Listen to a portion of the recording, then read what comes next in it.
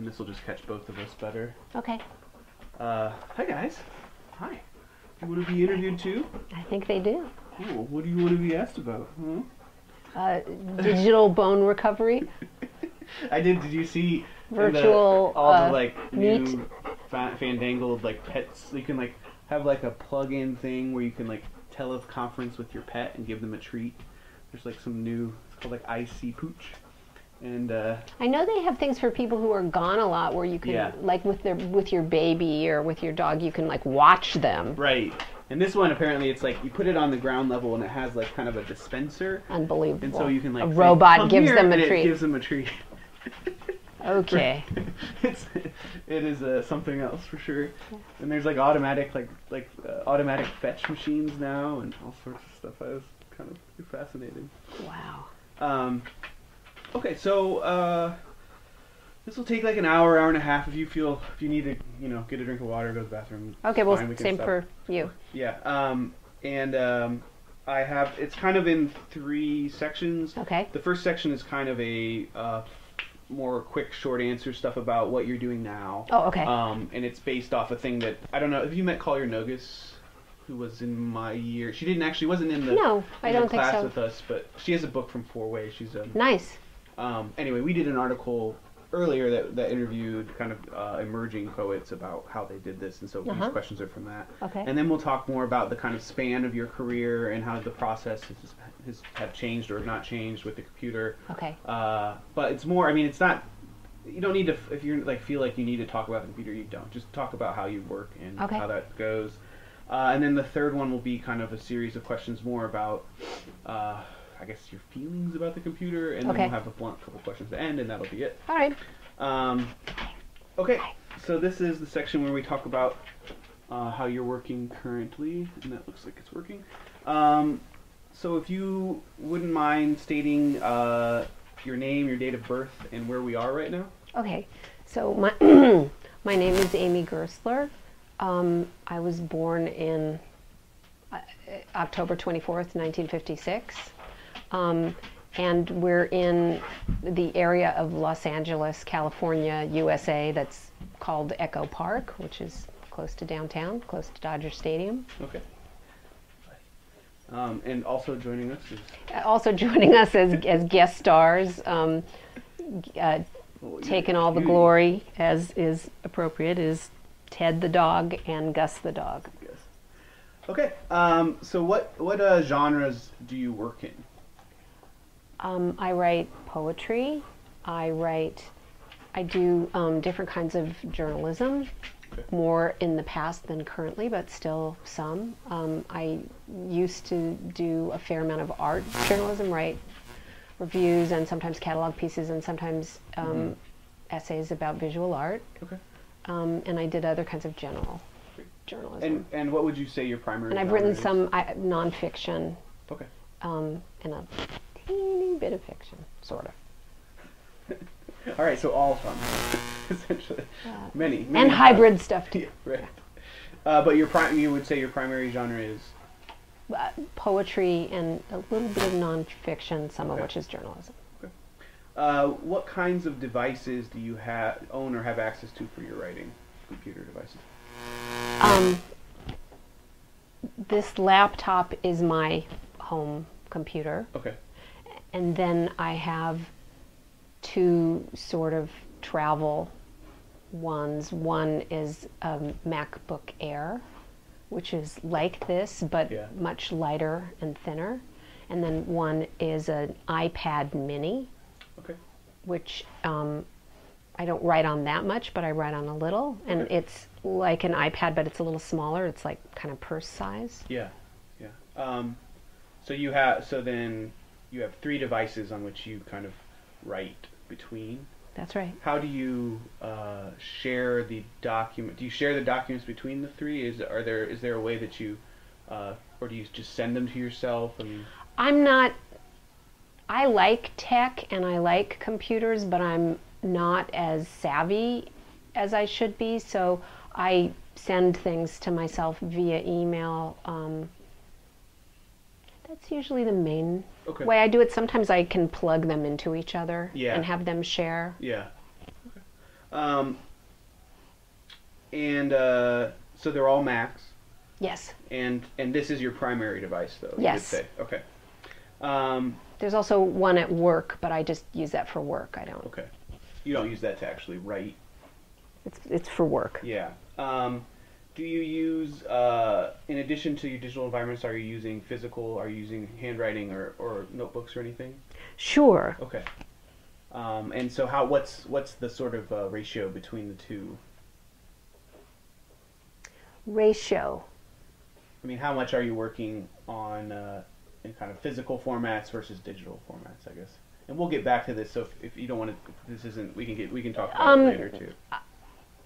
I think actual writing is almost all on computers now, but Okay. note taking is probably 75% notebook and pen, and 25% take notes on the computer. Okay. At what point would your notes kind of lead in, like say like physical notes lead into a computer document? Do they usually lead to a poem like that, or is that a different? Yeah, I often, my sort of poetry practice involves different kinds of research. Yeah. And so that's digital because a lot of the research I do now is online. Okay. And I often print things out and then either and highlight parts of them and use them, Okay. or take notes out of books or take notes off of websites on paper, and then input it. Okay.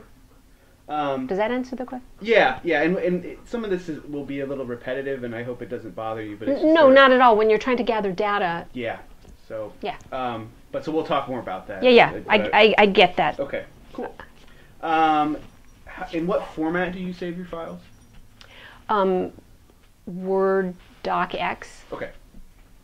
And as you're creating drafts of your unless work, someone needs a PDF or a something. PDF, or unless someone has an old computer and has to have .doc. Yeah. So you're okay. And then as you're working on individual pieces on your computer, do you save over what you've written, or do you save new drafts for each one? Or is it a combination? It's a combination. Okay. What are your naming conventions for your files? I try to, and the names change because I was so happy when I realized that you could change the names. Because I start out, this is more true of poems than anything else, but sometimes I'll start out calling something, ostrich parade or something, and then by the time I get to the fifth draft, there's no ostriches in it anymore, and what I'm going to remember is something else. Okay. In order to be able to find it quickly, so I will change the name. So the title is like a prompt for your own memory? See, the title is a prompt for findability. Okay. So it's quick findability. It's not necessarily going to be the title, it's just maybe something that... That's right. Okay. That's right. Sometimes it is and sometimes it isn't. And sometimes later on down the line when I actually finally do title the thing, I will change the name again. Again? Okay. Yeah. And as you're going through drafts, do you add numbers to the I title? do, if I'm saving drafts. Okay, great. And if I think and what determines whether I save drafts is if I want to trash old drafts because I know I don't want to go back to them, if I think I might want to go back to them for some reason. Do you print out your writing to revise it? Sometimes, yeah. I'll do like a bunch of drafts just revising on the computer. And then at certain points I'll print it out. Okay. And mark it up by hand, and then then input the changes. Do you save any do you save those copies? No. No, they're just kind of means to the final product. Yeah. Okay. Do you often back up your work, your Word document files? I have Carbonite. Okay, you do. Yeah. So it's backed up in the cloud and and that's, you don't have to, it's just I went through all different kinds of backup things. I've had all different kinds of viruses and crashes, and Yeah, and so do you find this? I've got religion about backing up. Okay, so you've had experiences where you've lost. I've had viruses, and I've had bad computer crashes. Okay, anything where you lost significant work?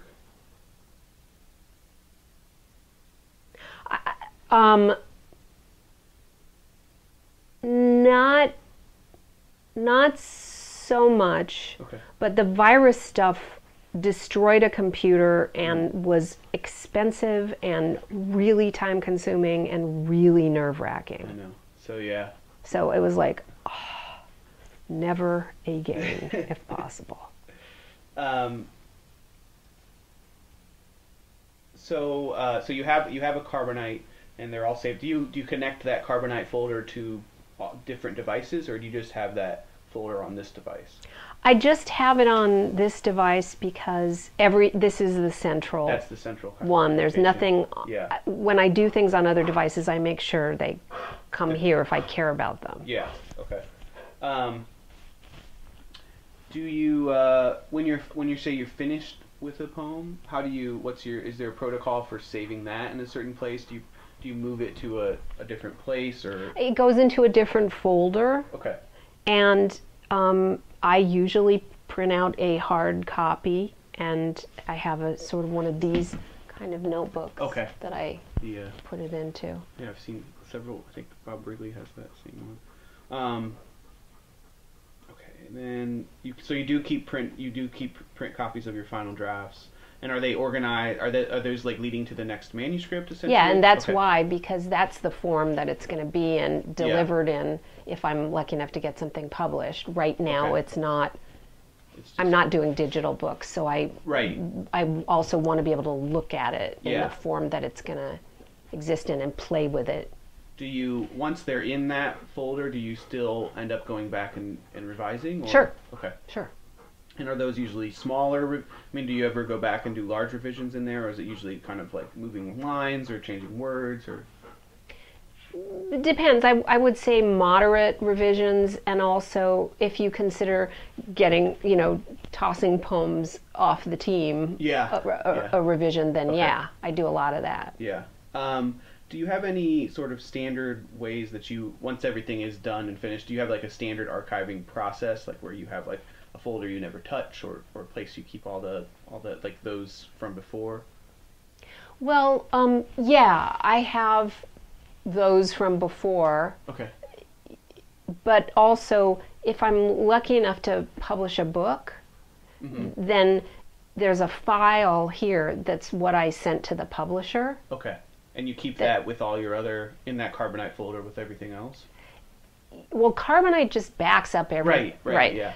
And then also, allegedly, eventually, there's an actual book.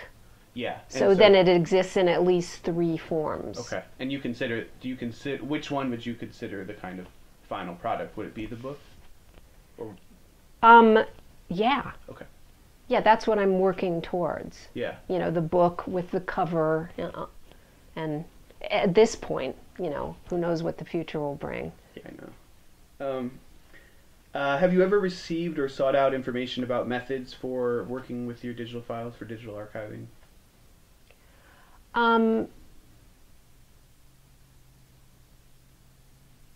No. I mean, I've talked to friends about what the best backup systems are, and I've talked to people in the computer store about this because of aforementioned bad experiences. I wanted to have like 5 different systems and really be safe. Okay. Great. Okay, well that's the sort of where are you now digitally part. Let me just make sure that everything is going, and it is. Great. Sorry, did I get up and make you get up? Well, he just needs to know what's going on, don't you, Ted? Oh, yeah. You too. Such a cool dog. He is a great guy. All right. Yes. So this is more sort of broadly speaking, And I have two to start, and then I'll explain a few things, and then we'll go forward. So how long have you been writing professionally? And I know that's a wishy-washy term, but... No, I mean...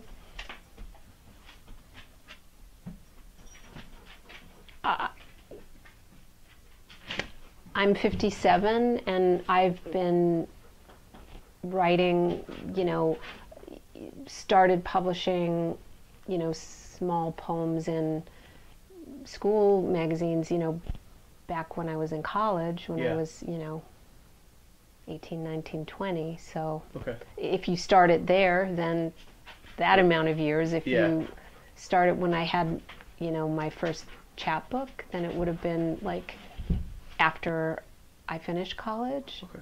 Well, and this is kind of, leading up to the next question, which is kind of a broad question, but could you describe kind of the arc of your career, like where it started, when you started to write the poems that you consider your poems, and then kind of how it moves through time up till now?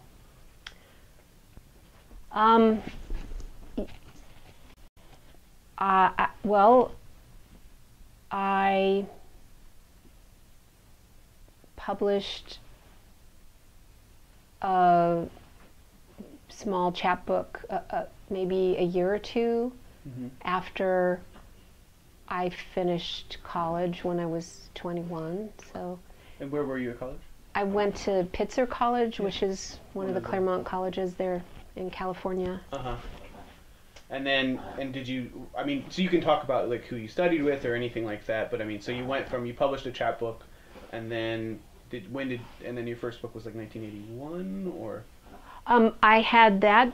I was lucky enough to have this guy, Dennis Cooper, who was kind of my mentor and friend, had this wonderful press called Little Caesar Press, and he did a small chapbook of mine, and then David Trinidad, who's a terrific poet who teaches at Columbia College in Chicago, but used to live here for a long time, had a small press called Sherwood Press, and he did another chapbook of mine. And then after that, actually someone who wasn't my friend, who was actually almost a stranger, published an actual non-chapbook, which is, a book with a thin spine, but an actual spine rather than staples or stitching. Okay. And what book was that? That book was called Early Heaven. Okay. So that was the first one that was a little bigger. And then I went on to publish around 13 books, some of them chapbooks, some of them actual single volumes of poetry. And some of them odd little projects like collaborative books with artists, or a collaborative book with a fiction writer. Okay. And during this time, were you teaching? Were you working at other... I guess how were you supporting your writing? Well, I was going to be a speech pathologist or work with autistic kids. I was a child psychology major in college. I was always interested in poetry and loved it, and got to take a couple classes at Pitzer from this amazing poet who's not as well known as he should be and isn't alive anymore, named Bert Myers. But I was kind of on the path to work with kids who had speech problems. But when I graduated from college, I wanted to have some time to work on my poetry, because I'd just been in school wall to wall, like many of us, straight from high school to college. So I took some time off, and I moved to LA. I was accepted to a speech pathology program at Boston University, but I wanted to meet other writers, and I wanted to try to make my writing better. And I started taking odd jobs. I worked for different doctors in the front office and in the back office, washing off instruments or answering phones. And I worked helping take care of a schizophrenic woman, and I worked all kinds of funny, odd jobs. and that wanting to improve my writing and read more and write more and learn more about poetry and come into contact with other writers kind of turned into my life. So I'm still trying to make my poetry better and learn more and read more. Yeah. And somewhere along the way I got some jobs at a nonprofit literary arts center that's called Beyond Baroque, which still exists in Venice. I worked there in a bunch of different capacities in the library. Okay. A little tiny, not official library. Yeah. Since you're and one of those exalted breed, a librarian. And I helped with the reading series and events and publicity and did different jobs there. And then because my friend Dennis Cooper helped me get a little job writing art reviews for this magazine Art Forum. Yeah. That suddenly I was very lucky, and I was writing these monthly art reviews for Art Forum, which didn't pay very much, but it made people think that I was an art critic. Right. So I couldn't get any teaching jobs teaching writing initially, but I did get hired as a kind of art critic, so I started teaching in art schools. Oh, okay. And then as I published more and wrote more and did more different kinds of journalism, I was able to get teaching jobs, teaching writing. So I worked at a bunch of different colleges, and I had a job at a low residency program, a wonderful program, the writing seminars at Bennington College. So I'd go to Vermont twice a year, and I taught at USC and at Caltech and at my alma mater. I taught at the University of Utah and CalArts, a bunch of different places. Great. And then now you're at the University of California at Irvine. Well, I've had this job just for a year. Okay. And I was super lucky. Can't believe it, to get that job. Great. Okay, so that kind of gives us a framework to work in, and then I've sort of divided the sections into kind of three. Like, we're gonna talk about the process, and like the first part, the sort of three-part process. The first part being a kind of compositional, pre-writing, generative process. The second being a revision sort of process, and the third being an organizational or archival, where the part where you're kind of finishing, putting things in books, etc. And we can talk about it in different ways, but if that works with your style, then we'll just So I don't have a rubric I need to impose on this. Good.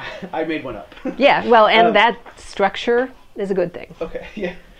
So what I'm going to ask is sort of like how you worked in those structures at the beginning of your career, and maybe how those have changed. So when you first started writing your sort of more professional work, what were your kind of compositional, pre-writing, note-taking, generative practices at that point?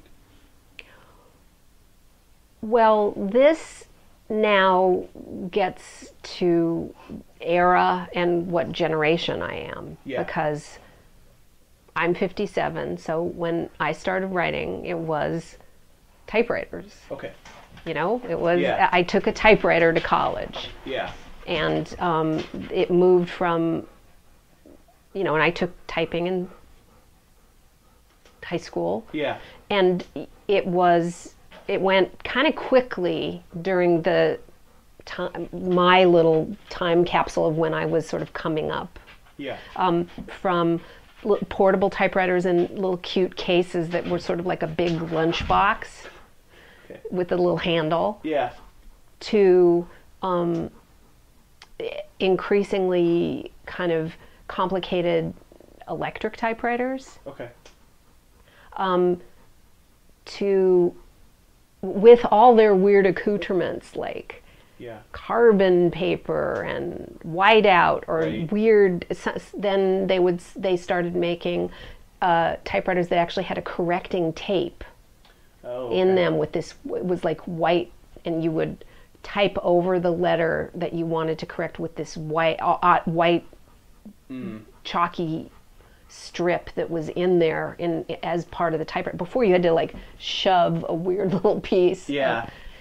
So all these kind of very low tech, viewed in hindsight, ways of dealing with making text, correcting text, revising text, and also copying text. So, and then to the first sort of big, I remember when, I first got a computer, it was sort of like, I was ZZ Top and I had a whole music system here. It was a big, bulky thing, and there were things that went under the desk. So then it, and the printer had like the print was really ugly looking and dot matrix, and it had these weird strips with holes that you tore. And it to this sleek little through several iterations of smaller, better computers and printers. And so I guess when you were still working with typewriters in the early computers, how were you creating, let's say, the poems? I mean, like, were you starting in a notebook and then moving and then typing them out? Were you handwriting them and then moving to the typewriter, or back? When I first started writing poems when I was a kid, before I had access to a typewriter or learned to type, it was spiral bound, lined notebooks. And then it kind of moved to typing things, which you'd think would have made me revise a lot. And I did revise, but I love computers. Every time you wanted to change a period or move text around, you had to retype everything. And you were sometimes dealing with these crappy kinds of paper, like that onion skin that it was erasable, but it was so like thin and fragile and weird looking and tactily bizarre, and kind of see-through-y. Made the poems seem like they were really not substantial. Oh, that's interesting. So smeared easily. And then so when you had an idea for a poem, you would go directly to your typewriter and start typing usually? I think that I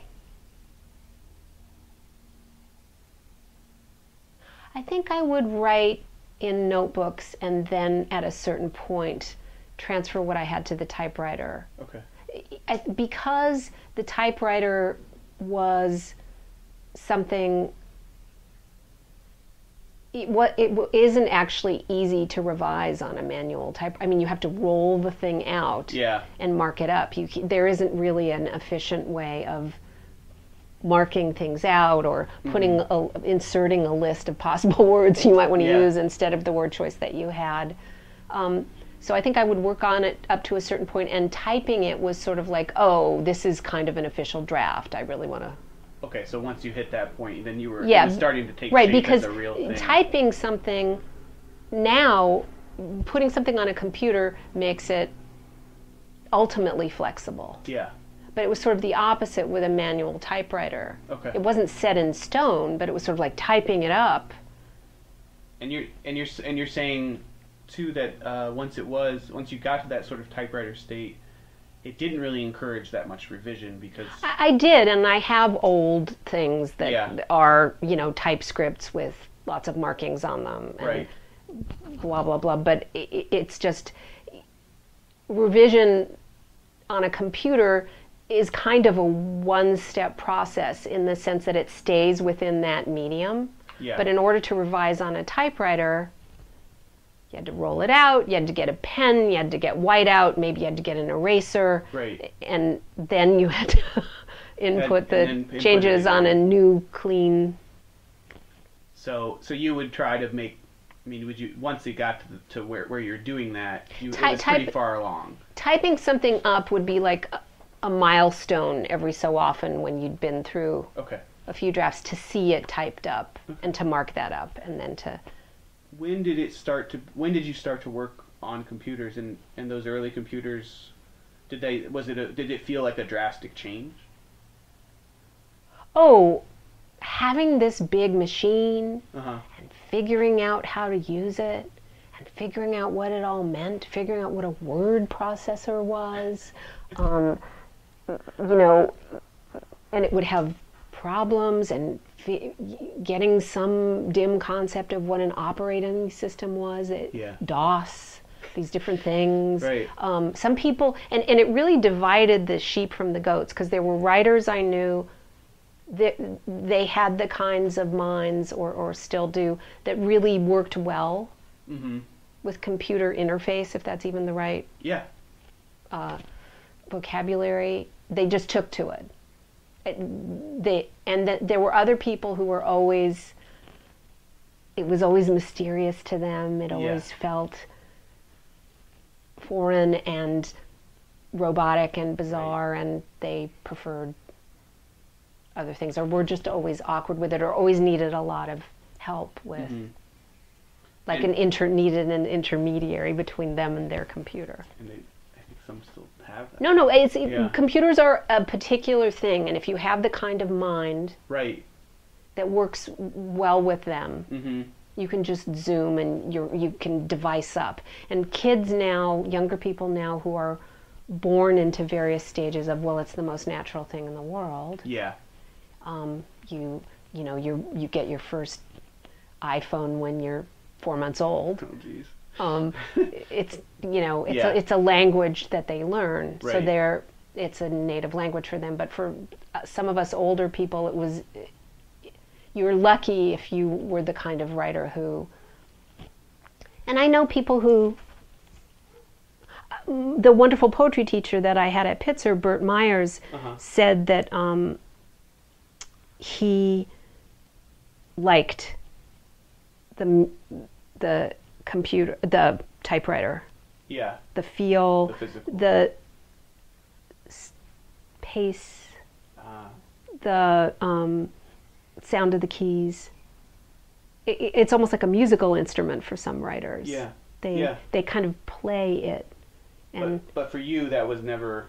What I like is I can take a chunk of text and move it up here, and it doesn't take me 40 minutes to retype the whole damn thing. And if I don't like it, I can try it down here. Right. And if I want to print out a copy of something as a prose poem and a copy of it with some line breaks and look at them next to each other, I can do that in a flash. Right. All that, couldn't be happier. So at the time, because then I'm spending my time reading and writing and revising, and not spending my time. Oh, now I have to do the whole thing over again. Yeah. So I guess then when they did come along, you were on that spectrum of people who took to it fairly easily. I can't say that I'm techno great, but I like computers. I don't. You didn't employ, or you didn't, like, I guess employ an intermediary between you and your computer. I have friends who are like tech whizzes who I definitely when I'm like, how come all my email is now being spit back into my box that I already downloaded, and I have 695 pieces of email that keep down, I'm like, help! I do that all the time. Right. Or how do you make Word, not turn everything purple, or.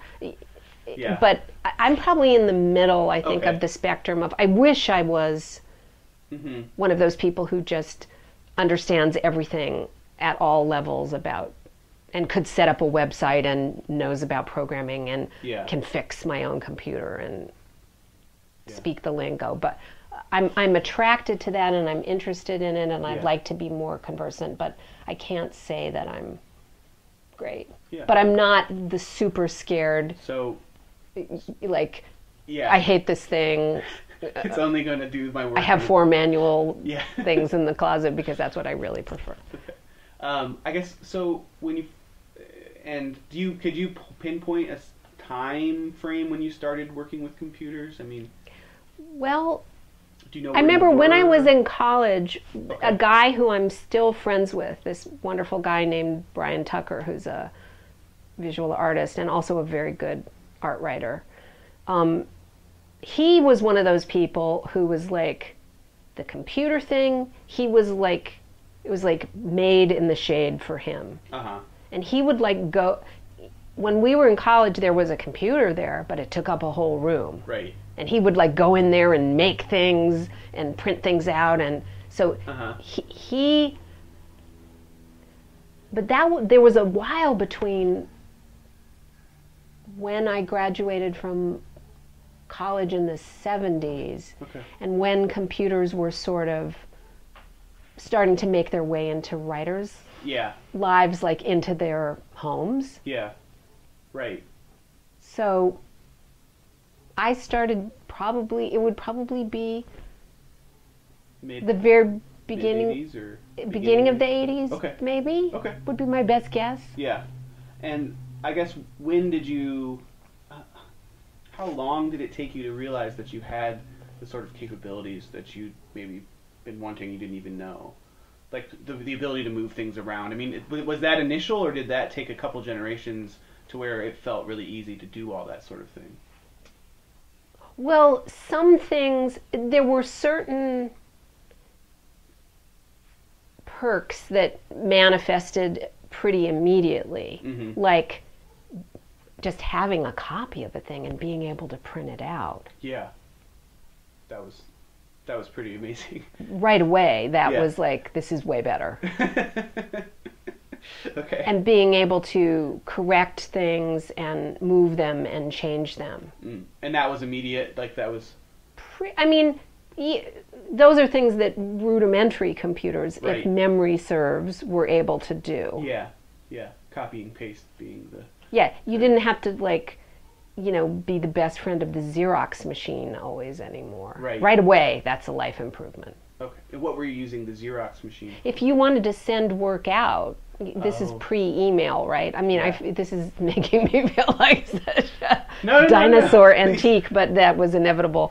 You know, so if you wanted to apply for a grant, if you wanted to show somebody a copy of something, if you wanted to send somebody a copy of something, if you wanted to send out a manuscript, if you wanted to send work to a magazine, all of that involved either carbon paper, yuck, or Xeroxing, right? Okay.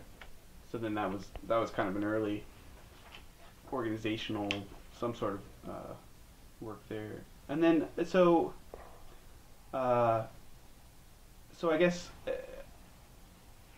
are there any other? So you have that sort of beginning stage where you know the computer is this kind of revelation.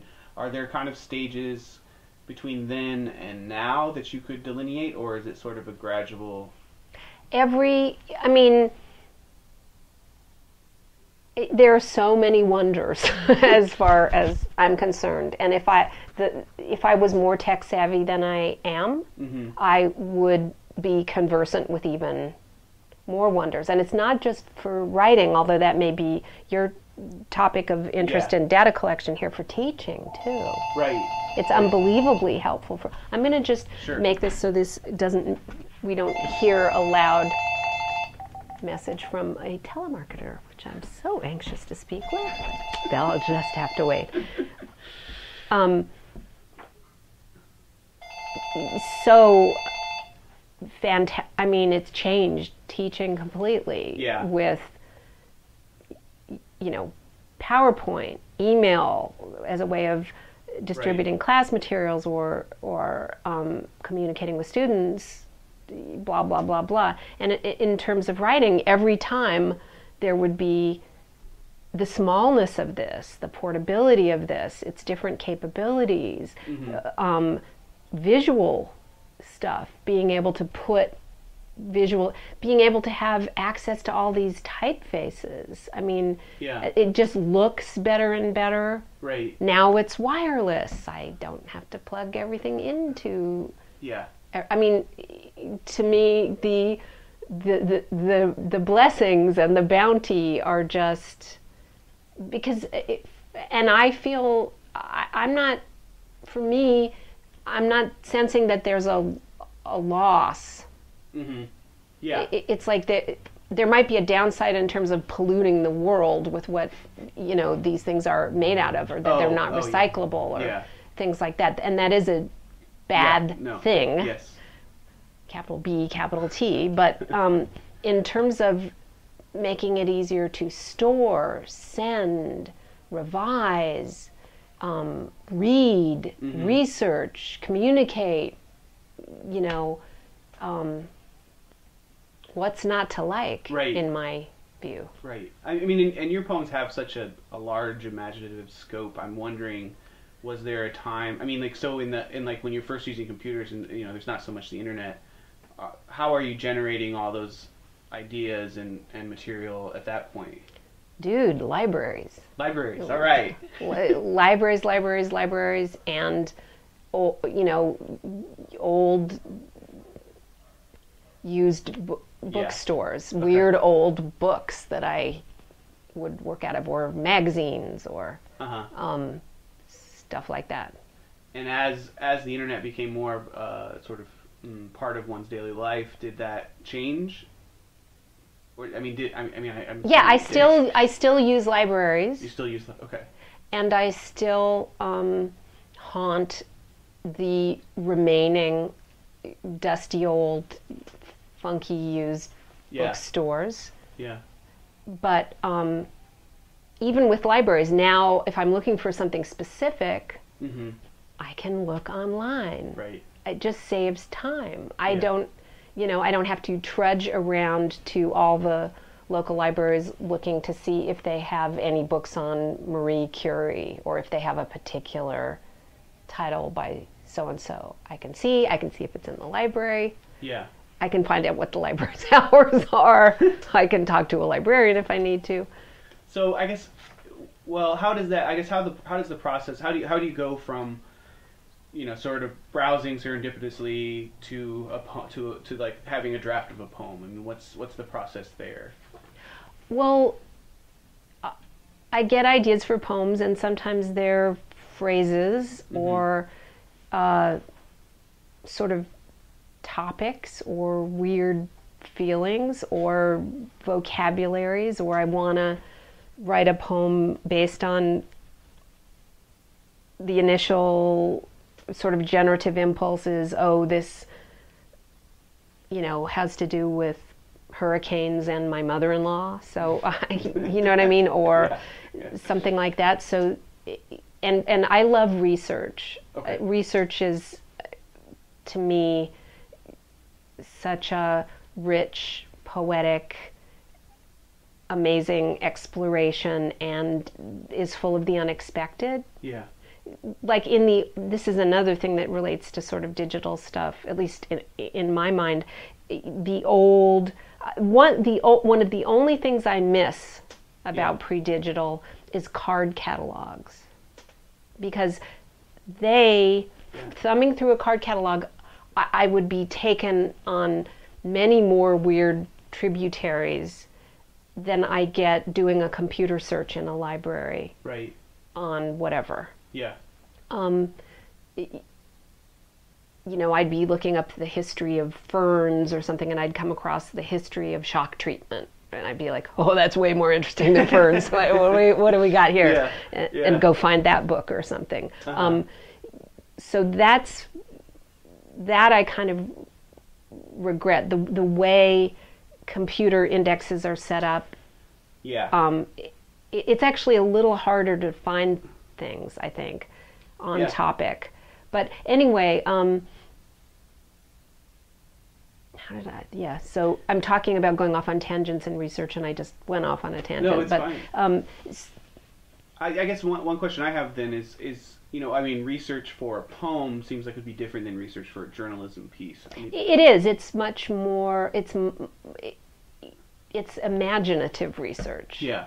In a way. And I think the research is done differently, and also it has different objectives, so you kind of pursue it differently, and you sort of glean different things from it. In researching, like for journalism, you're usually looking for facts and sources and different kinds of information, and where different kinds of information are, or what the scope of an issue or a subject is, and with Yeah. poems, sometimes it's really vocabulary, Uh-huh. like a certain diction, Yeah. or bits of color in a kind of structure that. And sometimes it's facts that are going to get bent or distorted or rubbed up against another set of facts or data or vocabularies or made up stuff, if that makes any sense. No, it does. It makes a lot of sense. And so I guess in comparison then, would you say that, like, for your research, your journalism research, did that sort of aid that? Because it has a more specificity, I guess, than it does, but you're saying you missed the sort of broad... For poetic and literary research. Kind of research, I definitely miss the kind of strolling through the card catalog and all the different little blooming subjects that you would come across. Although occasionally in doing any kind of research, even a very sort of scholarly or fact-based project, you would come across something useful, but that wasn't something you were looking for specifically, something that you didn't know was going to be there. Okay. Whereas that would be serendipitous in kind of journalistic or factual type research, and it would be totally the point in more poetic or literary research, maybe. No, that's good. That's an interesting thing to think about. Although they both partake, I think, of each other. Like sometimes in doing sort of quote unquote poetic research, if you're really just like, but I need to know like 5 things that bears actually eat for this poem so I can pick one that sounds good, you can find that. Yeah. I guess so. And then the sort of final question about the sort of early stages, generative stages, is there any way that you're working now that is new, that is like not different than the way that you worked in the past? I don't know, with all this sort of ease of printing and revising or just sort of like generating and the internet and everything kind of being with you at all times. Has that changed your ways of making poems? Or? Absolutely, it absolutely has. I mean, I definitely I go to the library less. Yeah. Because there's so many things I can access online, and I can print them out at home. Right. Or parts of them. Yeah. I can, depending on what their security and parameters are like, I can sometimes lift a phrase I want to use out of a website and put it right into a poem. Right. Which is very convenient, and then tinker with it or whatever. Yeah. There are so many things. I can grab images. I can look at images. If I'm like, I want to describe a crow's foot, but what does a crow's foot look like? Yeah. I can look at an image of a, Yeah. And then if I do that, if I'm Googling that or looking at that, it'll also come up with like, crow's foot also means, the lines around your eyes, and it'll show me images of that, and maybe that'll send me somewhere in the poem. So there's a type of serendipity in that, I guess, a little bit too. Sure. Yeah. Sure. Yeah. Yeah. Sort of pun.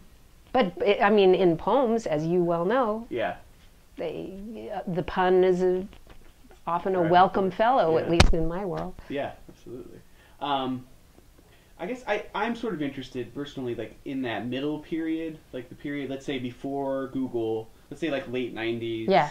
I mean, like, do you remember like what the computer use was like then? I mean, do you feel like it was like a limited kind of expression of itself for you, or was that still like kind of, you were still using the library primarily and using it more as a composition tool? It felt like a kind of transitional time. Okay. Like using both, getting comfortable with email. Mm-hmm.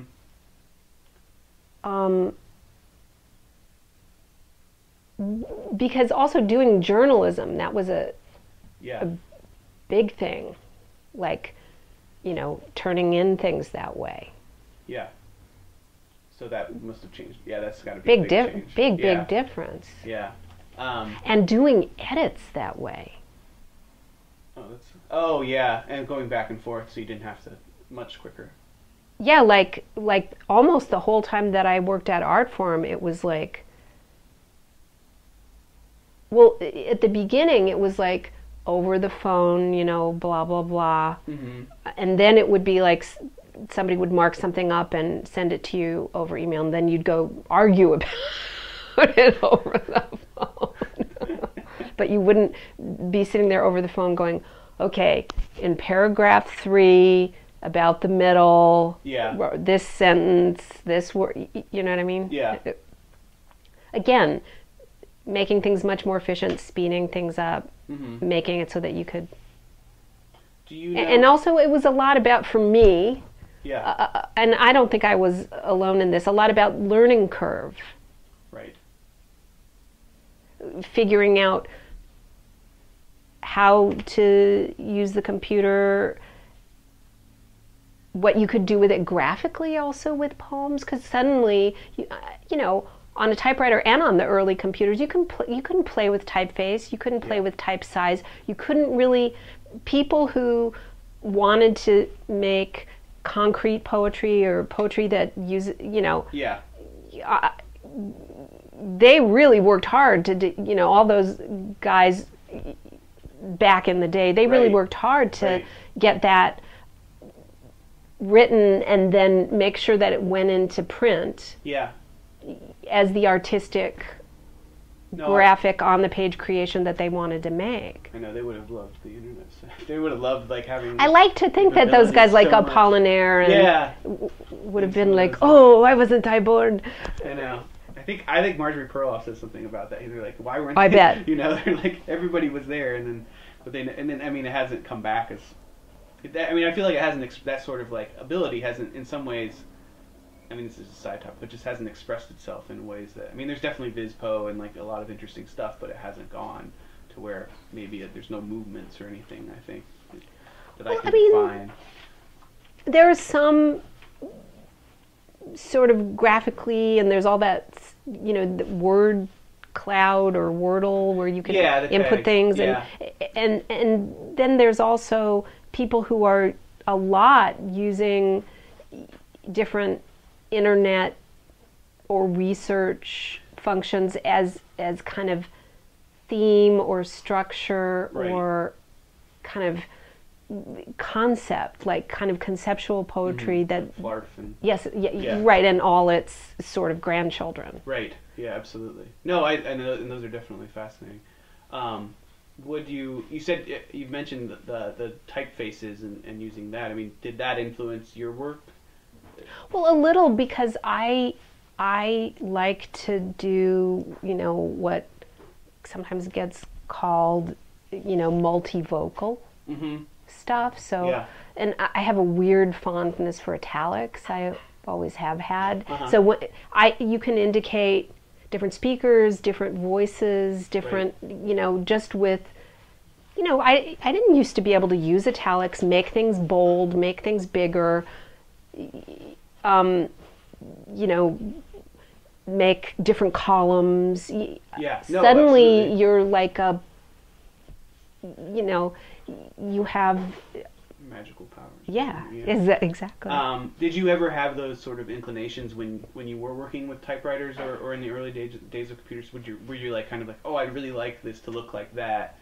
A little bit, yeah. Mostly because I wanted to use italics. I mean, I'm not one of those people who was like, yes, I want it all over the page, and I want, you know, it coming down like rain, and I want a little explosion of letters here. I'm not super into that, but there were small things I wanted to do. And now, you know, not only can you do them, but you can try 10 different typefaces or sizes, or you can make it a color, or you can... Right. And do you find, what part of that process for you, I mean, like, in what sort of in the progression, where does the sort of using the different typefaces or playing around happen? Does it happen more in the early stages, or like, are you like in a, like maybe in the later revision stage, you're like, maybe if I move mostly later, because I don't usually the need for that, the poem's alleged need for that kind of evolves as the poem evolves. I don't often start out saying, well, this is going to be about someone who has Alzheimer's, so there's her voice, and then here's the voice of the doctors, and then here's the voice of the daughters. Like, so I'm going to need at least 3 different typefaces, or they're going to need to be spatially differentiated, or blah, blah, blah. But that might evolve as I'm writing the poem. Okay. I guess, and so now we'll move kind of more specifically to revision, but when you were first starting to write, what were your sort of typical revision practices, just like nitty-gritty? Like, how did it work? It sounds like you moved from a notebook usually to a typewritten thing, made some changes, then every sort of stage was another typed out piece? Kind of, and I actually, especially after a while, I did, now this is making me remember things. Yeah. I did a lot of cutting with scissors and taping together with Scotch tape. So I did more and more and more of that. So you can't believe how happy I was. You know, and you'd lose pieces, or the wind would blow them away, or the dog would eat them, or, you know what I mean? Yeah. And it was just like, and then if you tried to Xerox something that was all like that, there would be these big gross lines on it, and it would just look like, we're in kindergarten. The original cut and paste, really. So. Well, no, cut and paste is called that for a reason. I know. So I just couldn't have been, and I'm pretty clumsy anyway. I'm not a good visual artist that way. So to not have to spend the time, to not have to look for the scissors, to not be screwing around with tape and glue, and to be able to flip it back if it didn't look good that way, or try it another way, or make 3 versions and look into it deeply. So then, in terms of your revision, the sort of the cut and paste, the copy and paste, the rearranging has always been, though, pretty fundamental to your practice. Once I started to realize that, as the late great David Foster Wallace and many other people have said, that writing is revision all the way through. Yeah. You know, it for me it is. Things change a lot, and when I often, first start working on something, not that I ever know what I'm doing, but it's really groping and trying things and additive, and then you get to parts of revision that are more subtractive, and then you kind of go back and forth, and then you get to a certain point where, now it actually seems like it's turning into something. So what are the new sort of requirements or needs for this new path that it's taking? So would you say between those sort of types of revision, if you would say like additive, subtractive, and maybe substitutive? And yeah. Do you have a primary? And research is definitely pulling things, other elements. Once it starts to take shape, you're like, this isn't about autopsies. It's about my feet. My feet, dead or alive. So suddenly, then it's like, then. Should look up my feet. Then I'm suddenly looking at podiatrist magazines instead of. Okay. But in terms of, is there a primary mode that you go to, or it seems like you're sort of all over? All over the place is my problem in life, and it's. I wouldn't say. And then I guess, when did this kind of writing as revision realization start to really influence your own practice? Was it from the beginning, or did it sort of hit at some point?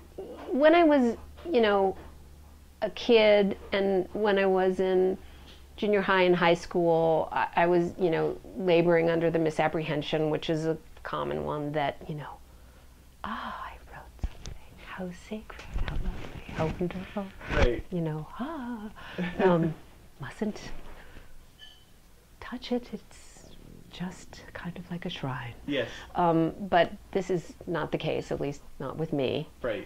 So once I got into college, I realized, oh, you work on this stuff and you think about it, and maybe you show it to people who you think are smart or interested in the topic, and they might have a suggestion, or you work on it and then you read some more and you see, oh, look what that person did. This could solve my problem here. Yeah. And that it's just layers and layers and layers and layers. Getting to what the thing might be, and then trying to work on the thing and make it into something that can work. Right. That it's all just writing is revision, because you're constantly making decisions, sort of like perception is revision and filtering and choices, and otherwise it's that's a good one. I like it's that. A mess. That's you're nuts and you can't attend to anything, and it's all. And also, as you get older, I think you realize that every poem doesn't have to contain every single thought, feeling, and reaction you've ever had in your life. That actually you can get to the universal through the specific. Right. Maybe, if you're lucky. Do you, so when you go to a piece to revise it, do you have any intentions in mind? I mean, is there like... Sure, and sometimes some of them survive the process, and sometimes some of them were, things that end up leading to other things but end up getting discarded. Yeah. And sometimes some of them are red herrings and the thing doesn't end up going anywhere. Okay. So it either goes in the trash, or one line from it gets cannibalized out and goes to something else, and the rest of it goes in the trash. So, and then like in terms of kind of what drives your revisions, are they usually, is it sort of like, do you have is it like sound or structure or meaning, or is it sort of a combination? Hopefully, I hope and pray that it's all those things. And sometimes you're working on, some people have a good head. You talk to Michael Ryan, he has such a good head for all those things. Right. For the sound kind of emotional content, for form. Yeah. For sound and music and beat. All of that. I'm not so wonderful. I sometimes a set of a period of revisions will be like, this is just about trying to dig out the idea, and then after it feels like some of that is maybe coming out, that sometimes I will have to be like, okay, you really have to be hearing this now and work on the sound, because so it kind of goes in you're sort of like compartmentalized sometimes. And then hopefully once it really gets going, you're able to kind of see, smell, hear, feel, taste what's going on. Or sometimes it'll be like work on something for quite a while and then be like, it might help shape this for it to be in quatrains. So then, or is this really a prose poem? Yeah, that's always an interesting question. Right. Or since this is about a couple who hates each other, how about couplets? So is there, did you learn how to revise? Did anyone teach you? Dennis Cooper taught me a lot, and being in some workshops. I mean, that's one of the things that workshops is supposed to teach you. I mean, one of the things that workshops usually teaches you is how to survive workshops. Right. And how to be in them. Yeah. But I think things that have taught me about revision are showing work to other people, being in workshops, reading. Okay. And reading literature, and also sometimes reading craft stuff. Yeah. And going to lectures, talking to people. And I feel like I learn a lot from teaching. Okay. That's one of the real unbelievable benefits of teaching. I learn a lot from reading students' work. I learn a lot from being in workshop with them, seeing how they do it. Yeah. Just being part of it. Yeah. Seeing what they're reading. Incredibly helpful. And then I've had a few, Dennis Cooper was an unbelievable mentor. and some other teachers I've had were, that when you have a writing teacher, usually that's when you get down to it. Yeah. They can help you learn about your strengths. Right. They can help you work on your process and maybe be less scared. Yeah. And they can maybe help you figure out how to navigate the literary world and what kinds of writers and stuff you might like. Yeah. Open up stuff like that for you. But I think they end up, what maybe they most help you with often is revision. Like a really good, like Dennis Cooper was such a great mentor to me that I can still sometimes hear him in my head. What do you hear?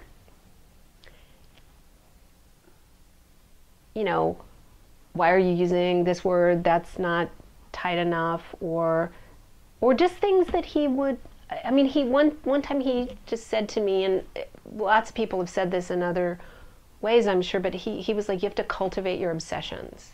Mm-hmm. And I was always a little ashamed of my obsessions, but he was the opposite. Yeah.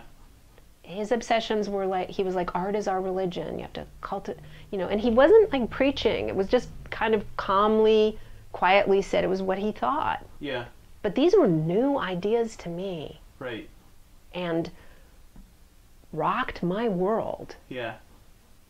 In a big way. I was like, oh, I'm obsessed with drowning. I can, instead of thinking that I just should go to the doctor, I can actually read things about it and write things about it and pursue it. Or I'm obsessed with like ancient Egyptian tombs or something. You know what I mean? Yeah. No, it's a kind of a freedom, right?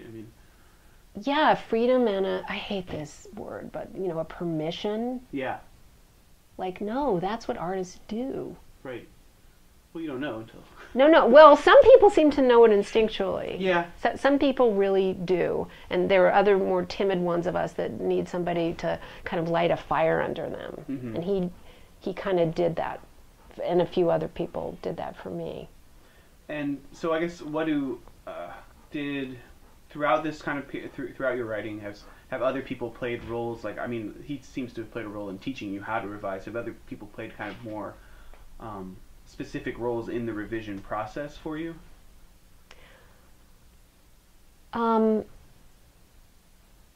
Well, I didn't study writing. Unfortunately, I was a psych major in undergrad, and then when I was much older, I went to a low residency writing program in nonfiction. And all the teachers I had there were really great at taking your copy and going over it and showing you, this is, you're avoiding something here, or this is, because it wasn't always just like out.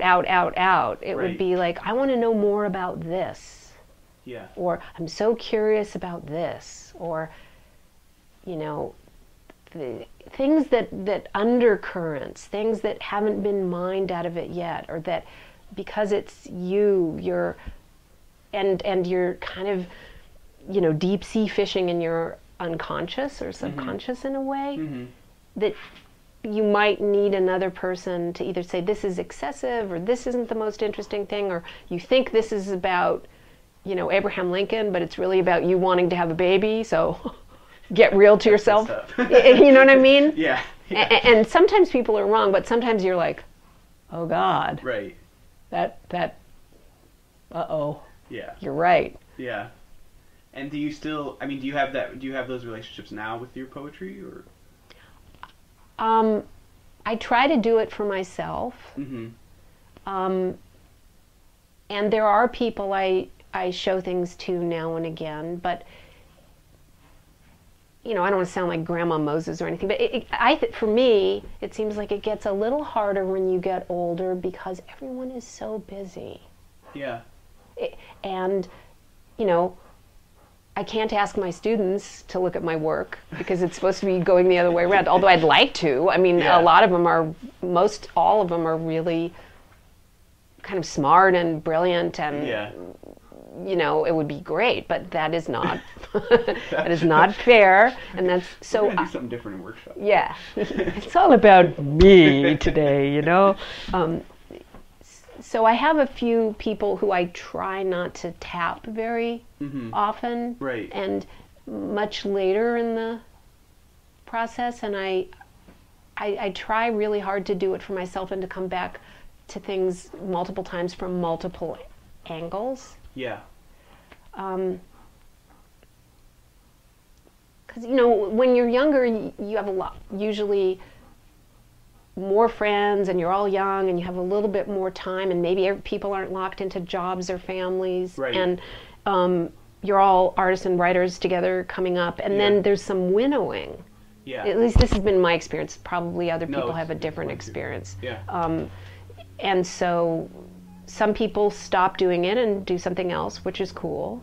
Some people get very busy, or you lose touch with them. And then a lot of people have jobs and lives that, they're already reading their students' work and trying to make a living and trying to keep their life together and do their own work. So, you're like, hey, here's 60 pages of my poems on top of your busy multitasking life. Have fun. Enjoy. And try to get back to me within the next 2 days.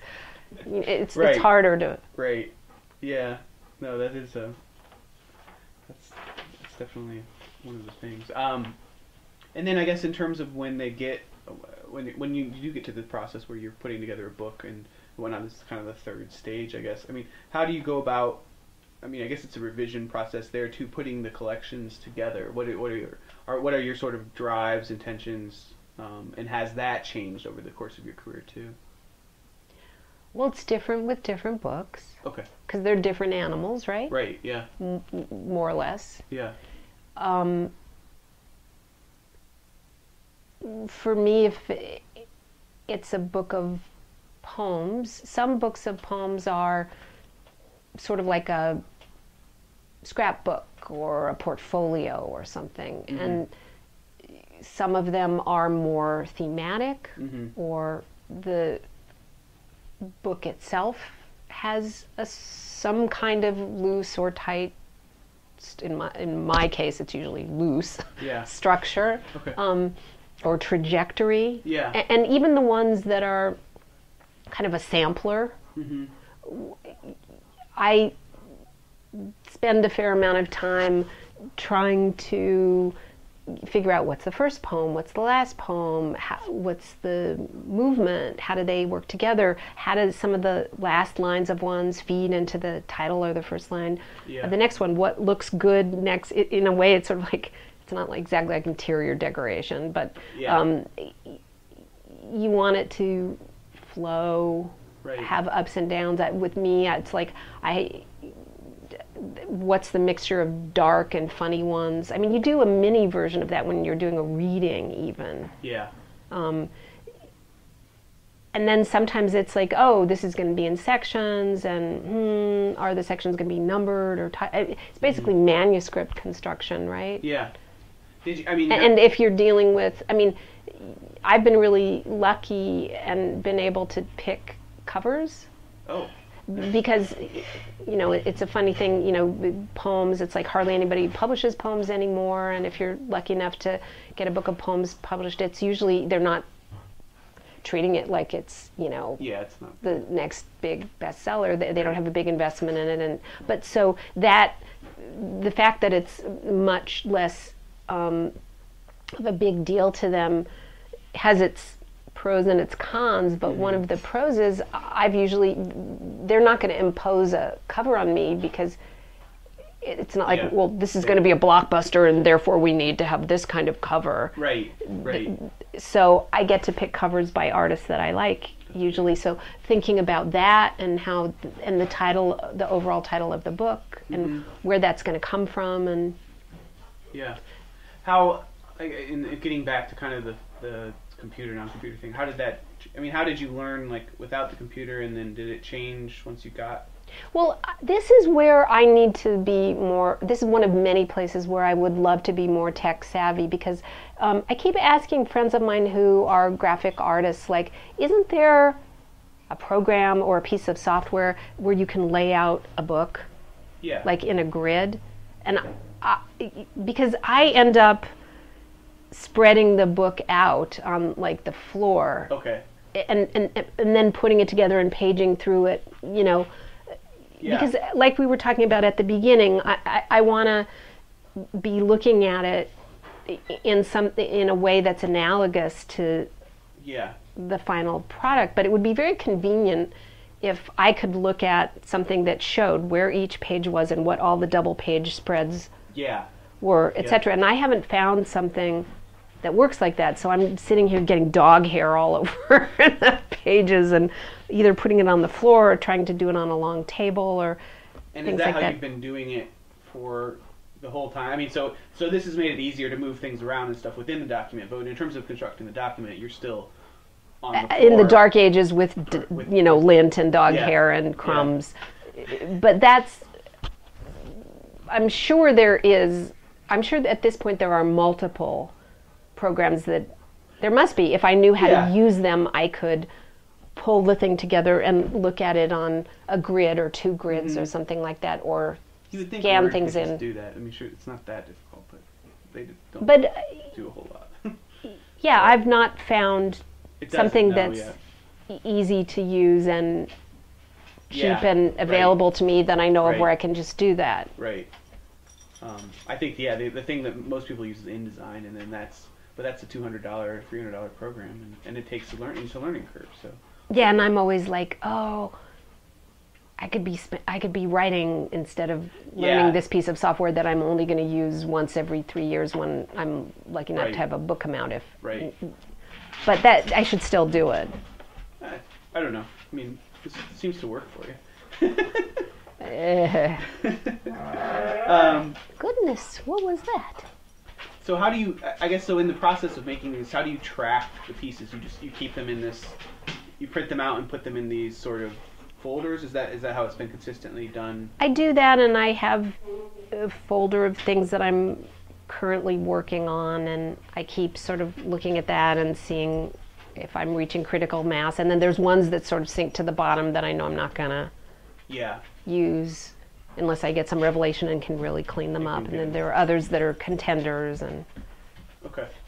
And then in terms of when you're all done with this, like when you're done with the manuscript and stuff, what are your sort of archival, both physical and digital practices there? I mean, do you put that in a certain box and put that somewhere? Well, I make the folder that is the book. Yeah. That I'm gonna submit to see if I can get it published. Yeah.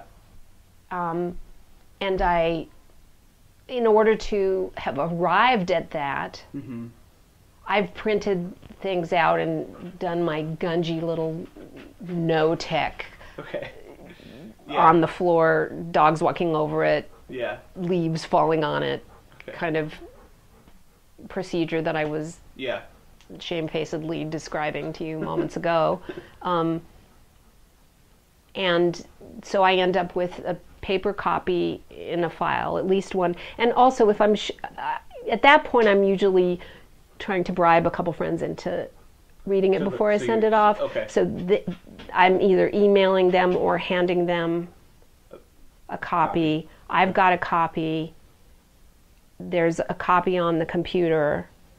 There's a copy in whatever virtual world my backup system backs it up into, and eventually there's a copy that's submitted to the publisher. And then, so say like a few years on, do you still have those archival copies somewhere on your computer of those manuscripts? You know, I mean, now I will, because of the way I used to back up was just on an external hard drive. Yeah, that just plugged in. Right. But I had problems with those, and also if the house burned down, that would burn down too. Yeah.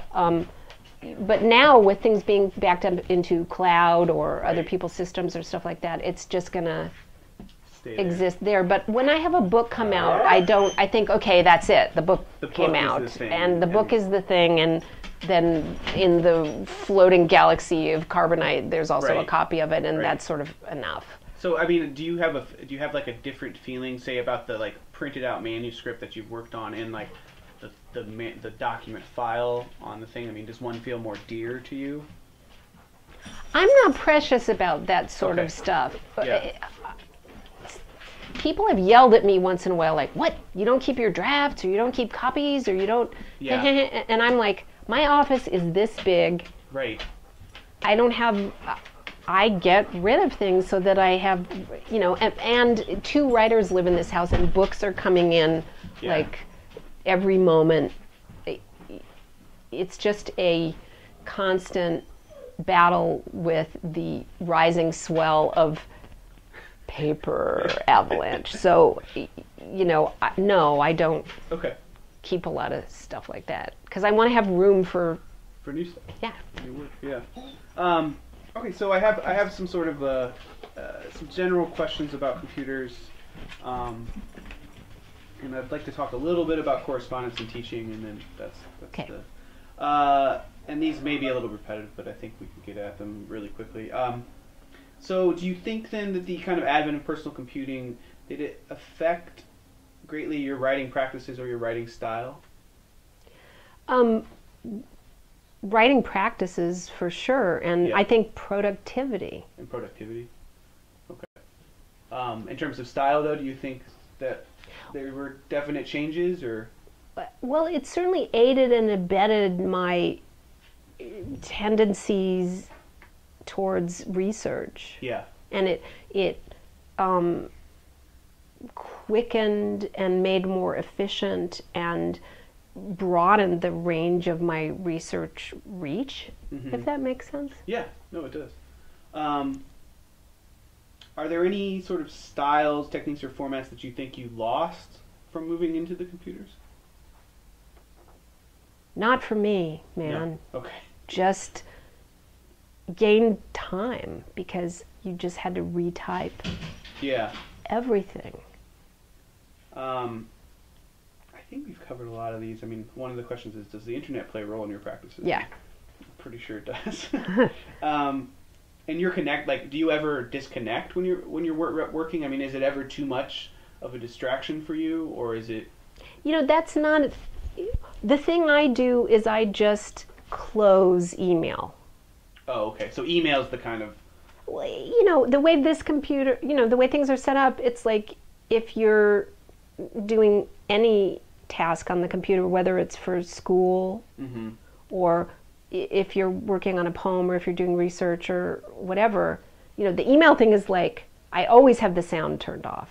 My tech friend makes fun of me, but I'm very weird and I don't like the noises the computer makes. I find them distracting. But even if you turn off the sound, there's a little box that comes up that's like, that not only tells you you have email, but is like,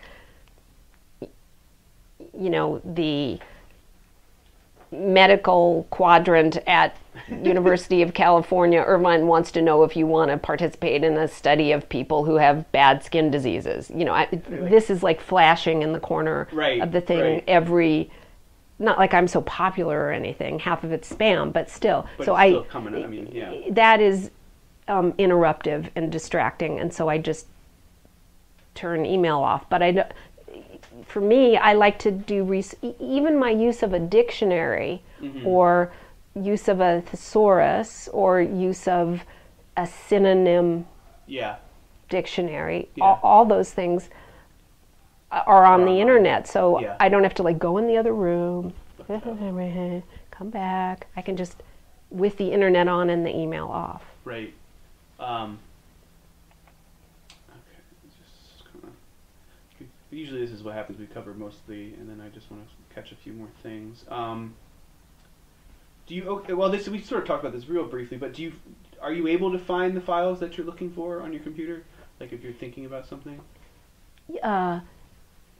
Usually, because not only because the naming and the capacity to easily update or change names as much as you want, but also sometimes I can't find a file, but I remember I used the word artichoke in that poem. So you can search for that. Yeah. Like I try to think, oh, okay, well if I can't God damn it, I can't remember what I named the thing, or I've changed the name Right. 5 times, but then I'll think, well, I used the word toothache in there, so I can search for that. Toothache. Now, how like before those capabilities were available, like in the 90s, etc. What were you more specific about your titling? I mean, were there other things that you did then? I still occasionally, it takes me a while to find something. Okay. But mostly between those two things I can, and before, I have more stuff on my computer now. I think back when it was just titling and I couldn't search for specific terms or names, that would there were less things on the computer. It's mostly for writing. Yeah. Okay. And how do you kind of feel about the security and fixity of your files? Do you worry about them, or do you feel pretty confident in your situation? You said you had some issues before, so I'm assuming that's really kind of influenced your if you mean practice. The security of the computer in general, I think everyone is pretty freaked out about that. Yeah. I don't get scared about people stealing my little poems. Right. No, because I don't think anyone cares, frankly. But in terms of invading, like, my bank account or my personal information or my passwords or other computer things, contemporary life is a nightmare of losing privacy and being surveilled, and the computer is a major source of that. So I'm as scared as everyone else. Yeah.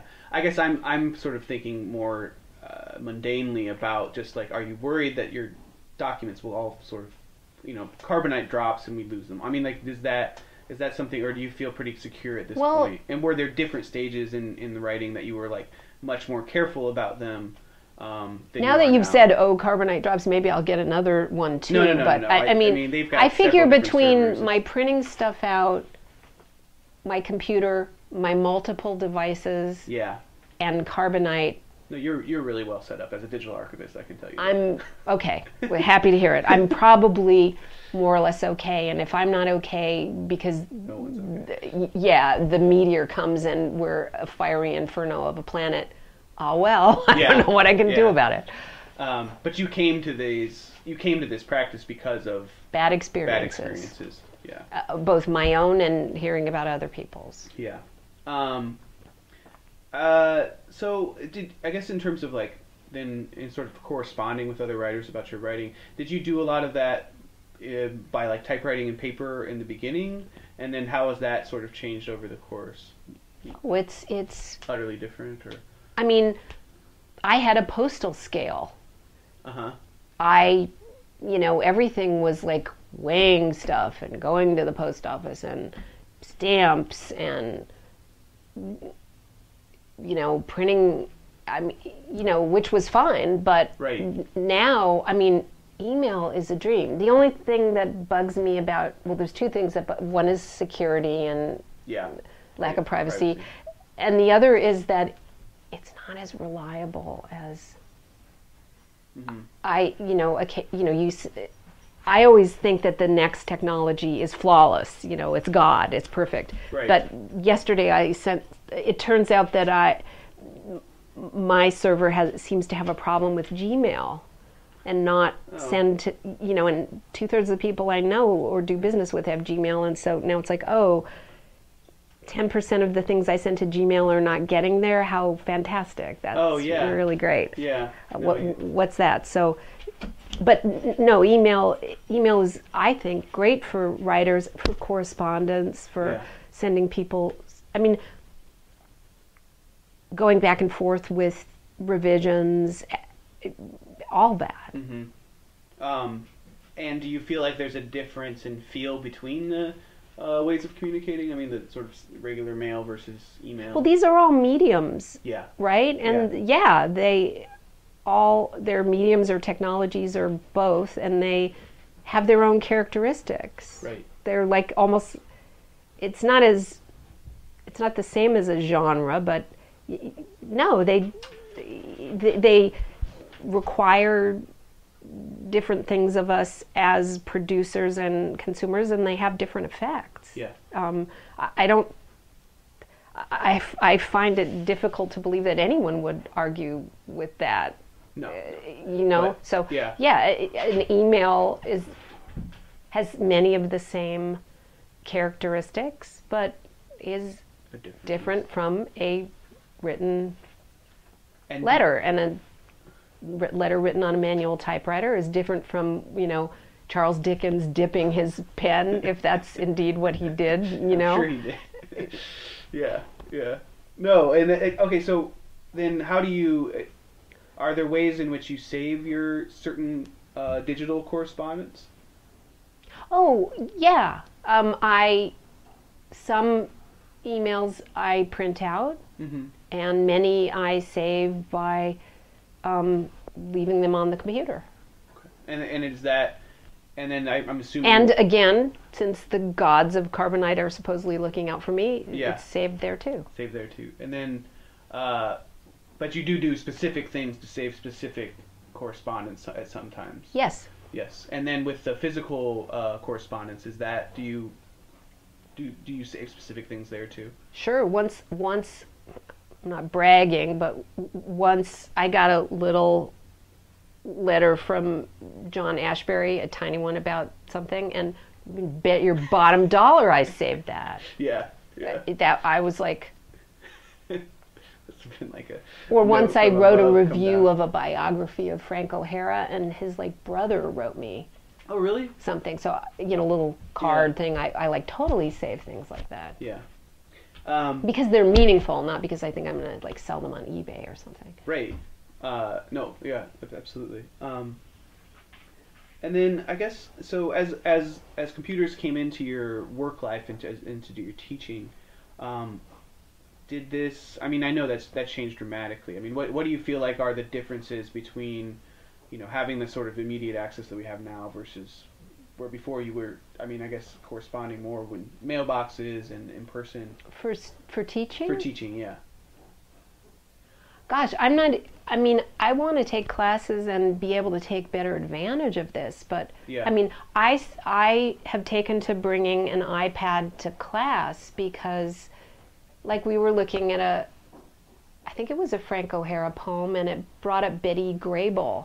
None of the undergraduates in class, understandably, had any idea who Betty Grable was. Right. So I was able to go, dit, here's a picture, here's Betty Grable, right. You know, pinup girl, and here's who she was, and here's some biographical information. Or we can look up a word, or, because there are not books in the classroom. Yeah. In the old days, I used to sometimes bring a dictionary to class. Yeah. And I was like, I can't carry all this stuff. So it's always been important to you, though, to give kind of outside context in your teaching. I'm teaching writing and books and literature and English. We need to be able to look stuff up. I mean, right.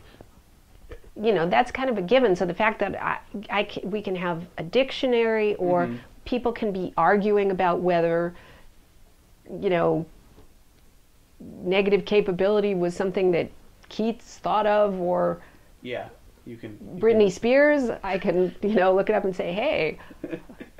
Do you think then that so is this the first year you've brought the iPad into the class? No, I started doing that a few years ago.